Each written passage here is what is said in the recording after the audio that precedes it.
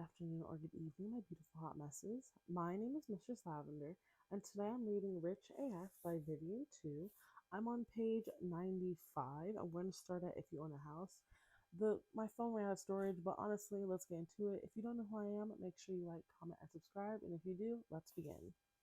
If you own a house and are running to Home Depot twice a week, you could create a home maintenance category, or you could choose to lump your light bills and shower curtains under house things. You could put health insurance premiums in the same medical category as copays and cold medicine. Or you could create an insurance category that also includes your home insurance and and home renters or renters insurance. If you're using the Your Rich BFF spreadsheet, I've included a starter set of categories ready to go. But you can get in there and change things up. Same goes for automatic programs like Mint, double check double check their categories and accurate and have double check that their categories are accurate and haven't gone rogue. Whatever categories you end up with, I'm just going to read it like this. Whatever categories you end up with, keep in mind that the main goal is to just see at a glance where your money is going. What's most important about any individual category isn't so much what kind of thing you're spending on, but how much of a necessity that set of expenses is as a group.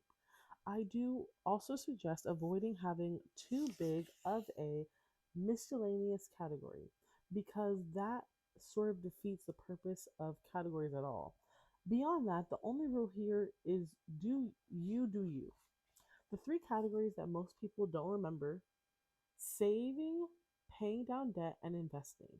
And if you're like Vivian, I didn't forget those categories. I just don't do those things. Well, that's why we're here.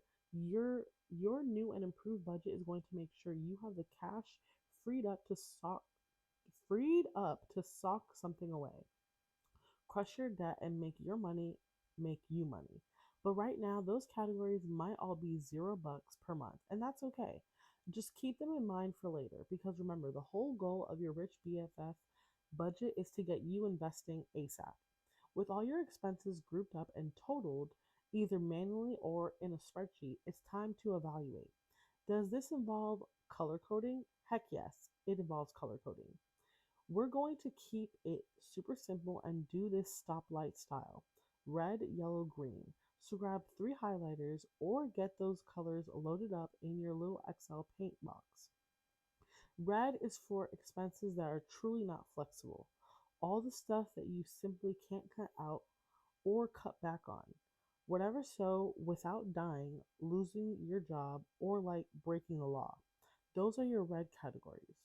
Two categories are that are almost certainly going in that not flexible red zone is housing and transpo. Without housing, you already have a contract in place, either a lease or a mortgage, so that amount is not going to change until the contract is up, and you can't just not put a roof over your head. Yellow is for expenses that are necessary, but may be flexible in amount or frequency. This is where you're going to start using some self awareness and make some budget calls.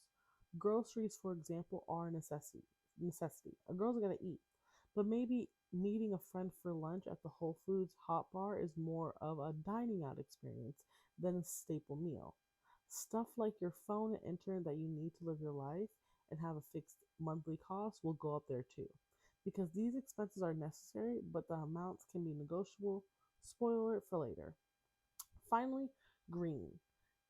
Finally, green is your straight up discriminatory. What in the world? What's that word? Where's my pen? Where's my pen? I know this word, so we're gonna underline it. I lost my Yeah, I don't know how to say it. Expenses. You go to the movies, you grab drinks at a bar, you get your lashes and nails done. Hopefully, pretty self-explanatory, and should technically be everything left isn't red or yellow. Once you've gotten your greens done, you can start making some assessments. In other words, this is the part where you hold up a sweater and ask yourself if it sparks joy. Start with the green and just look at the numbers to start. Seriously, just do a vibe check. If you feel a lurching oh snap when you see how much you spent on DoorDash and you're still grinning over the money you spent on Taylor Swift tickets, take note on that feeling and don't beat yourself up over it, whatever it is. After that initial vibe check, try looking at your green expeditories through the lens of opportunity cost. Opportunity cost is basically the idea that whenever you make any single choice, you are taking some other choices off the table. It's like dating. If two cuties from Bumble message you to go out on the same night, that who am I going to pick feeling is anticipating opportunity cost. Because you know, if you go out with cutie number one and they turn out to be boring and gross or secretly a terrible person, you're going to spend the whole night thinking, ugh, what a waste of my time. I can't believe I shaved my legs for this. You missed not only the opportunity for a better date with cutie number two, but also the chance to just like stay home and save your energy. Opportunity cost think Opportunity cost thinking helps you see where you can cut or cut back on your spending in a way that fits what you actually care about. It frees you up from stupid never spend more than X dollars on Y thing. Rules of thumb. And it reminds you that you are the one person. Well, girl, I'm just making stuff up at this point. Bitch, can I not read? Oh my jeez Louises. And it reminds you that you are the one who gets to make the judgment calls because you're the one who'll feel the after effects of whatever you're spending decisions on. That feeling of regret at the lost opportunity only really creeps in when you feel like you've wasted your time, wasted your money, and wasted your resources. So if you feel that about any of your spending here, make a note, mental or otherwise. Once you're done vibe checking and opportunity costing those green categories, move on and repeat with the yellows and ask the same questions. Keep in mind that these are probably categories that you can shrink if need be, but not eliminate entirely. You can also take a look at your reds too, but since they're your core expenses, they might be a little less flexible. Remember, you don't need to make any specific cuts or adjustments just yet.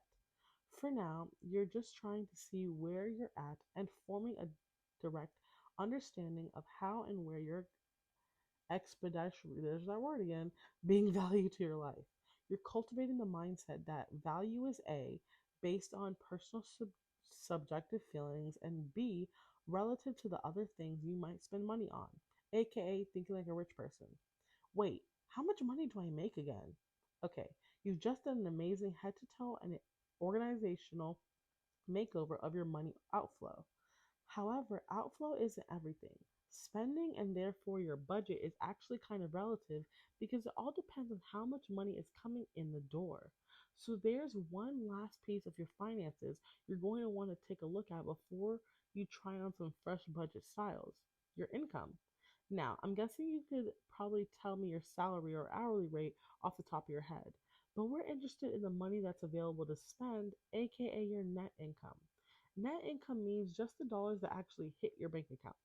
You might earn 100K a year, but some of that is going to immediately be forked over for income taxes, local, state,